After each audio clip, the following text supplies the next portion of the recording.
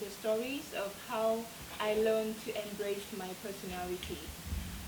Before we do that, I want to ask if everyone familiar with the term introvert and extrovert.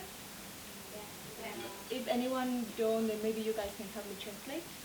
So basically, normally introverts would be considered people who are less spoken, quiet, avoid attention, maybe even shy. And extroverts normally are considered people who are very outgoing, outspoken, enjoy being the attention.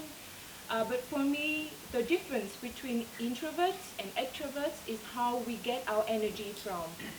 So being introverts, normally they get energy from the time being alone, being with themselves.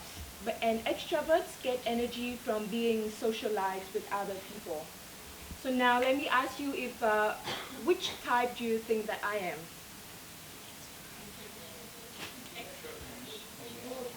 Extrovert, introvert. Okay, so travel back in time about 2 or 3 years ago, all my friends and college would consider me being a super extrovert because I was always like very active in social work. I was leading a lot of projects and volunteers, clubs. I was giving talks, I was on TV, I was doing a lot of trainings. And then, yeah, generally people would think that I must be an extrovert. But the fact is I am an introvert. And the problem I met is that after all the talks and the training and the events, I always felt really drained out, burned out when I come back home. And I like mentally tired, not the kind of physically tired that you can just overcome when you get a good sleep. I am mentally tired. And once in a while, I would find myself crying in the midnight in the corner, just staring at the wall and crying because I need to release all the negative energy inside myself. And I still remember my nightmare at work. It's when I had to go to networking events. You know, those types that is like only half a day, but where people will always try to get as many contacts and relationships as possible because it's networking. And what I do at those events is whenever tea break comes, guess what I would do? I would run straight to the toilet and be there for the whole 15 minutes. Not because I have to pee. Even when I was in the toilet, I would try to avoid making eye contact with every woman in there so that they would not start talking to me. And I was living in this condition where I had to pretend to be an extrovert for my work and my friends for a very long time. But then things started to be broken. I started to get very dissatisfied with my life, and my work efficiency also went down.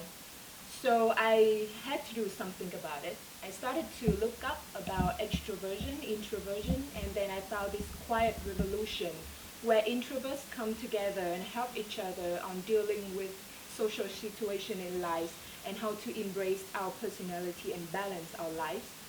So then I learned that sometimes I need to open my needs to other people to let them know that I actually need time for myself. I need to recharge my energy before coming to another social event. And I also learned that when I'm working, I also try to create space and time for people around me who are introverts, for people who participate in my trainings, for example. So sometimes they would need different types of group or different types of activities so they can be themselves. And why am I telling you all this? Maybe you're not an introvert yourself, but maybe your friends, your close friend, your family member, your loved ones, your co-workers, or maybe people who are sitting next to you could be an introvert because introverts account for from 1/3 to a half of population. And in the world nowadays where extroverts are getting a lot of advantages in work, in social life, introverts sometimes just have to pretend that they are extroverts. So I guess what I want to tell you is that no matter if you are introverts or extroverts, both are very beautiful.